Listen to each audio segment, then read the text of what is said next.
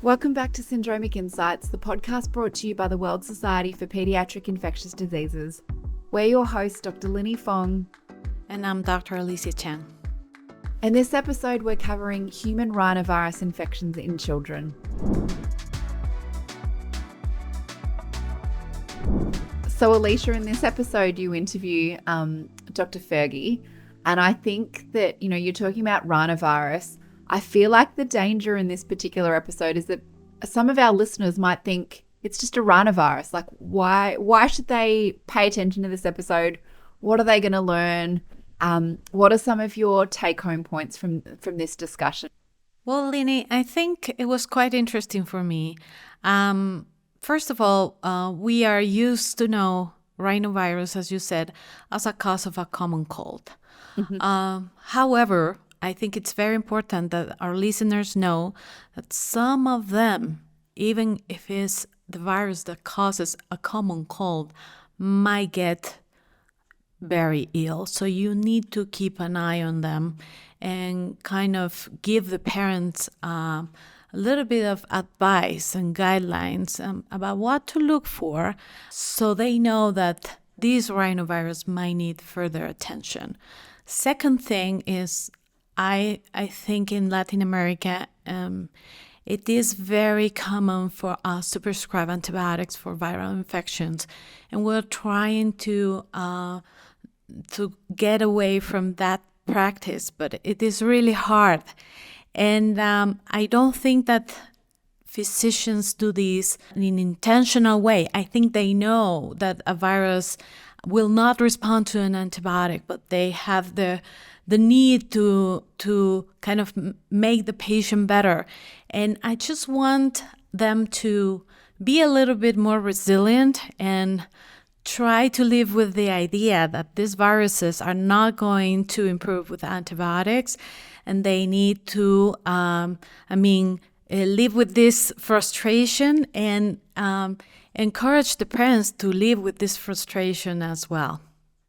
I think, Alicia, you've highlighted a really good point. So syndromic testing, because you're able to detect a rhinovirus and because you're able to say, this is the cause of this child's fever, then perhaps that improves antimicrobial stewardship. And hopefully that provides enough reassurance to the physician and to the parent that, an antibiotic is not required for a virus. Absolutely. To dive deeper into this topic, I spoke to Dr. Jaime Fergie, Director of Pediatric Infectious Diseases and hospital epidemiologist at Driscoll Children's Hospital in Texas. Dr. Jaime is a wealth of knowledge and explored an interesting real-life case. Don't forget, we want you listening at home to take notes and imagine you were dealing with the case with us. Let's check out your conversation with Dr. Jaime Fergie and report back to each other. Welcome to the podcast, Dr. Jaime Fergie. Thank you for joining us. Dr. Jaime is Director of Pediatric Infectious Diseases and Hospital Epidemiologist at Driscoll Children's Hospital in Texas. He is also a professor of pediatrics at Texas A&M University College of Medicine and adjunct clinical associate professor at the University of North Texas Health Science Center at Fort Worth. He is the medical director of the Global Institute for Hispanic Health and is board certified in pediatrics and pediatric infectious diseases.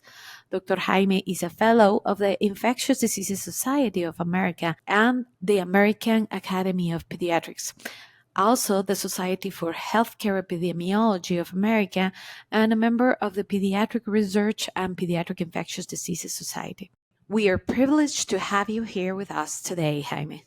Well, thank you very much for the introduction. It is a pleasure for me to be here with both of you and to be able to discuss such an important topic as that of rhinovirus infection. So I'm really looking forward, and I want to thank the audience for taking the time to listen to this podcast.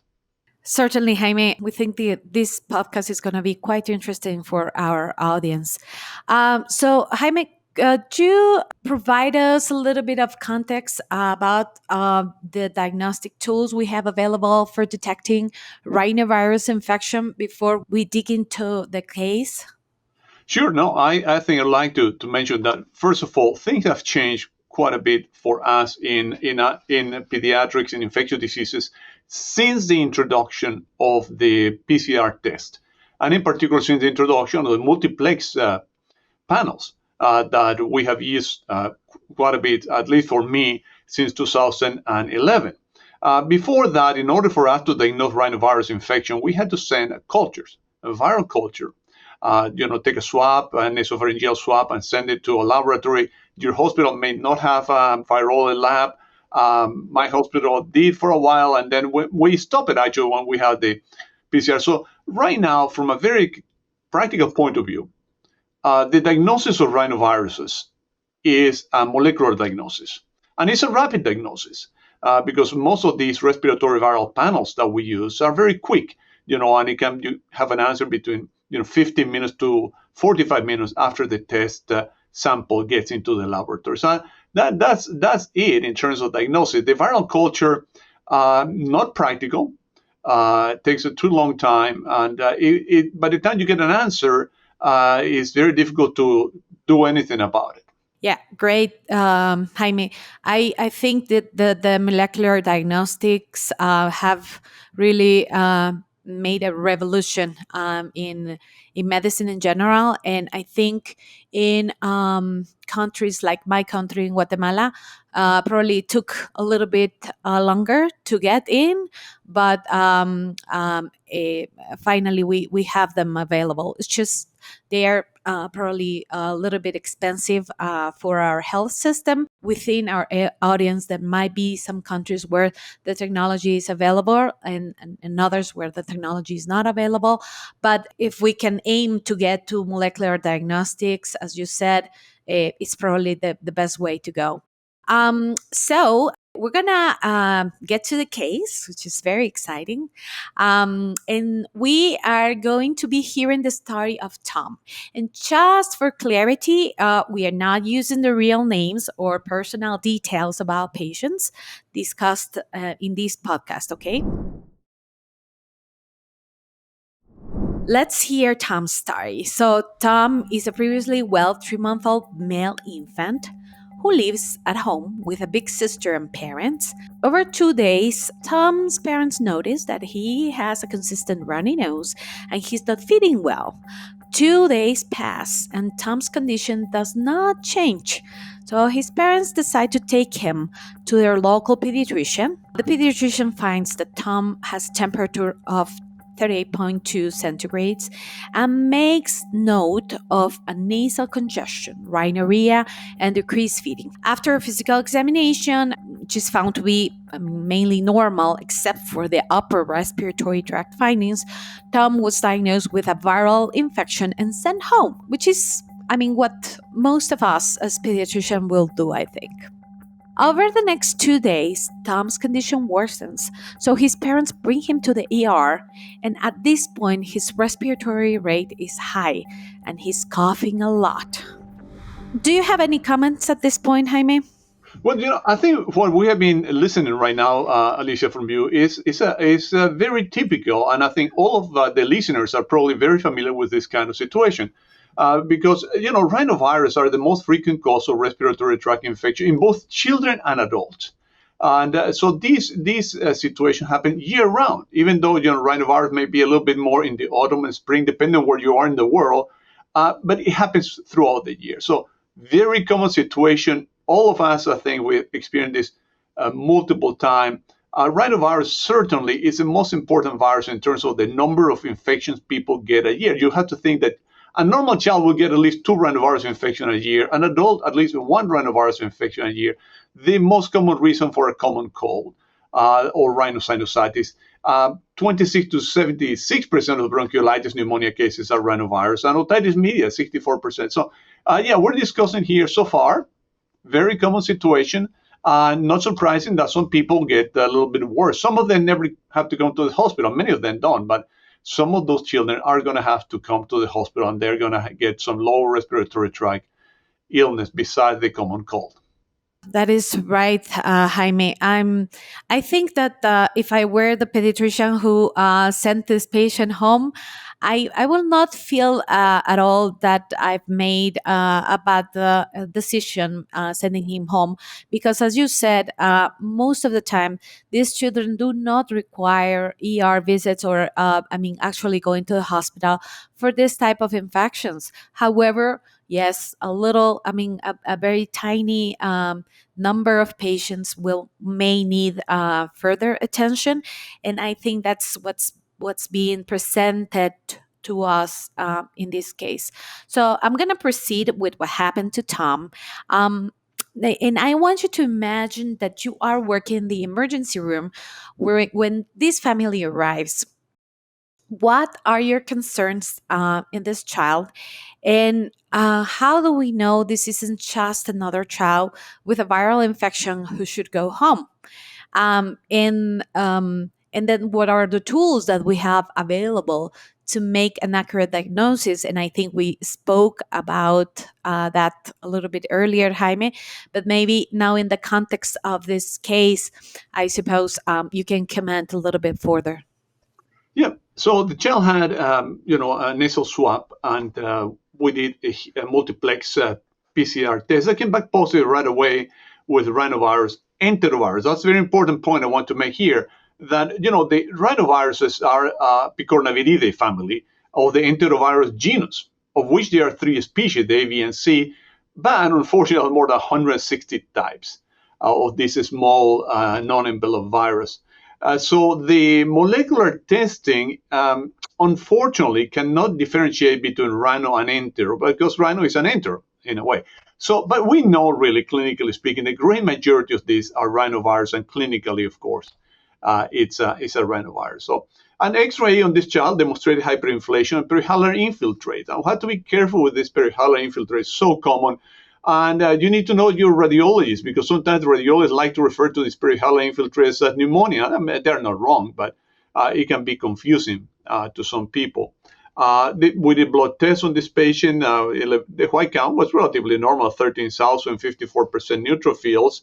And the oxygen saturation, however, room air was only 92%. So this child required hospitalization, a little bit of oxygen via nasal cannula. And because child was not feeding really well, then a little bit of IV fluids. And that's not uncommon. I mean, again, I think that the audience can relate very much to this. And the other point I want to make is I'm so glad we're talking about this as a syndromic podcast, because it is a syndrome. And until you test, you do not know what virus or what infection you're dealing with here. So it is very much syndromatic. This is a URI, or upper respiratory tract syndrome, or a lower respiratory tract syndrome. And the beautiful thing about having this test is that we now can tell the family, and also good for us, what is it that we're dealing with, what virus we're dealing with here in this situation. I agree with you, Jaime, 100%. Do you find that this particular age, they are more labile, or tend to have a tendency to present more with complications due to rhinovirus? Yeah, the younger you are, the smaller your airways are, the more likely it is you're going to get into a little bit of trouble. The premature, for example, or the other point here is, hey, if you have a hyperreactive airway disease of asthma, this is a trigger. This is a trigger for an exacerbation of asthma. Now, it is a trigger also if you have cystic fibrosis. It will exacerbate CF.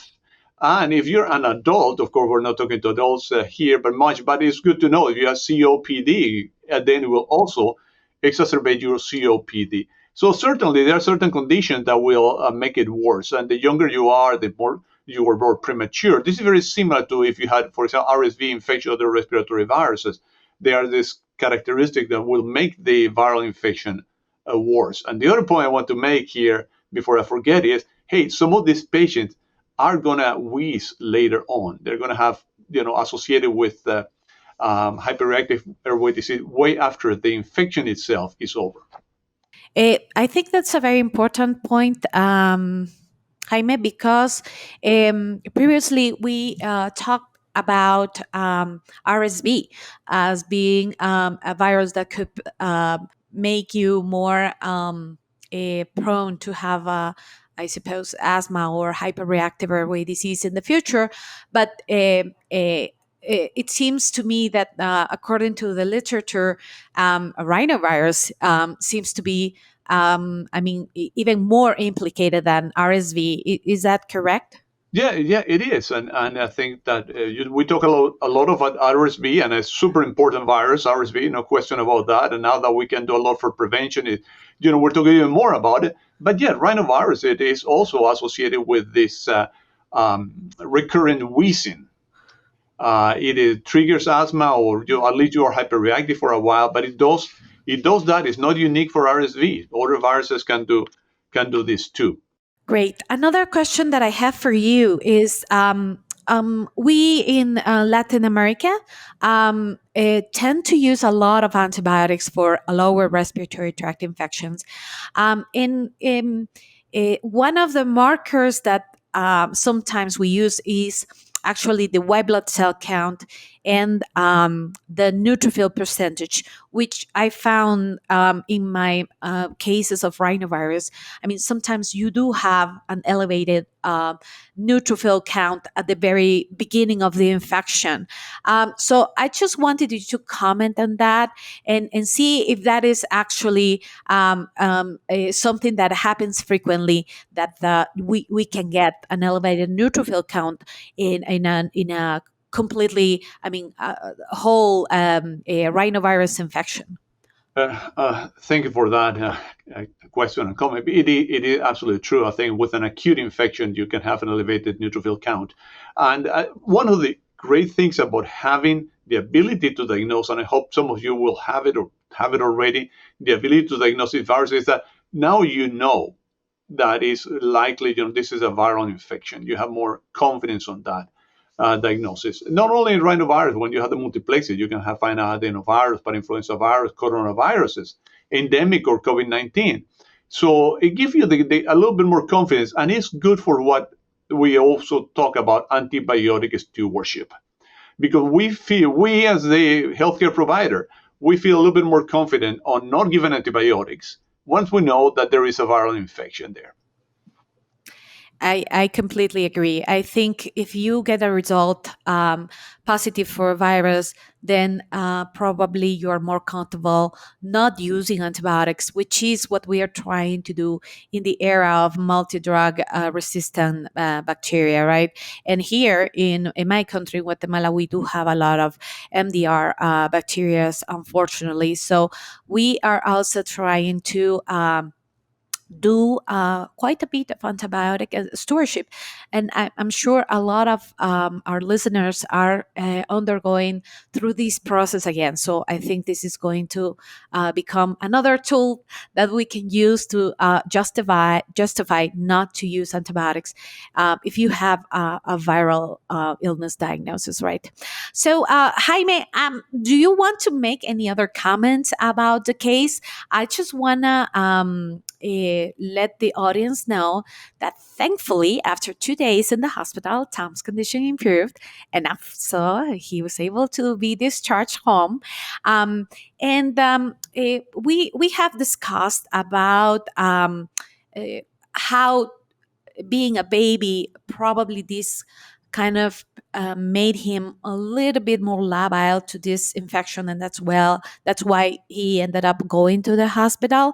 Do you think that we could have considered this presentation in the pre-PCR area? We could have made a similar diagnosis. I suppose we did know the epidemiology, but I don't know if we could, we would have been as comfortable as we are now with the PCR. But you can comment on that, and also we have touched base about how the PCR results may influence our management in terms of at least antibiotic use, but maybe you have another comment in terms of other kind of management, and then definitely this is something that I think is very, very common, and all of your ideas and your input are going to be very, very welcome. So go ahead, Jaime. Yeah, no, thank you, Alicia. First of all, I think, good part of my career, no PCR tests, no rapid diagnostic tests, nothing, no molecular diagnosis, a lot of clinical. That's great. I mean, many of us have to live in the area, in situations, some of the audience in situation where they don't have access to this test. So it's a clinical thing. And what did you say before? You said, well, it looks like a viral illness. It looks like it's a virus, but you didn't know what it was. Could have been parainfluenza 1, 2, 3, 4, could be adenovirus, could be could be one of the endemic coronaviruses, so many different possibilities, but it was always a little uncomfortable not knowing about this virus. So now, what do we do with the result? Of course, give us a little bit more confidence to what this is, and some caveats I would like to discuss in a moment, that we have to be careful with the rhinoviruses. But, one thing for me and for some of us who work in the hospital is that we can use this for isolation determination. This patient with rhinovirus requires, contact and droplet precautions, for example. And we have to be careful, depending on your institution, your situation, what type of hospital you work with, trying not to put together children with different kind of viruses in the same close area, because they can give one to the other, make the situation worse. So that's a very useful thing for me to know what virus it is for those who need to be in the hospital. I don't think every child in your offices need to have a test. I don't think every child coming to you with runny nose, cough, congestion needs to have a test. But certainly once they are going to the emergency room, once they are sicker, once they're coming to the hospital, I think at that point, there's a lot to gain from getting a result, because you may be surprised, maybe it's an adenovirus, or maybe if you have one multiplex that includes the Bordetella pertussis or parapertussis or Mycoplasma or Chlamydophila, then you learn something you were not expecting. So I think at that time, it's a good idea to do a test. Jaime, yes, it is quite interesting. We are seeing a whole lot of pertussis, and as we are discussing syndromic presentations, I mean, yeah, it may be very useful if you already have the kid in the emergency room to make a difference about what the management is going to be. I agree. In the clinic, certainly the clinic is a place where the kid is sort of stable. I mean, you don't see any signs that actually are like red flags to you. As I said, these diagnostic tests are very expensive in our countries. Most of our population do not have insurance, and in the public places, sometimes they're it depends on availability. So if it's an ambulatory setting, clinic, not 100% necessary. But if you are already in the hospital, then probably you need more information to actually make decisions that are going to become important for the patient and the hospital in general. So, Jaime, do you have any final thoughts? Anything that I missed? Probably I missed a lot of things. No. That you know. First of all, this has been interesting, a pleasure. I'm so happy to be here with all of you. What can I say about this? First of all, I hope that as the time goes by, I happen with all technology, prices will come down. And all those things also, it's not only the price of the test, it's the price of the institutions and the people who run it. And sometimes they upmark these things quite a bit, and they charge quite a bit more than what it really costs. So we have to fight with our own institution to be sure that they do the right thing for our patient. But a word of caution about this. I mean, I love these tests. I mean, they're fantastic. They're great. They have changed the way I practice medicine. But be careful to remember, rhinovirus persists in the nasopharynx. It can persist for several weeks, 4, 5 weeks, 6 weeks. So if you encounter a baby, particularly the very young one, who has fever, but no real respiratory symptoms, and you do the test and come back positive for rhinovirus, just be careful.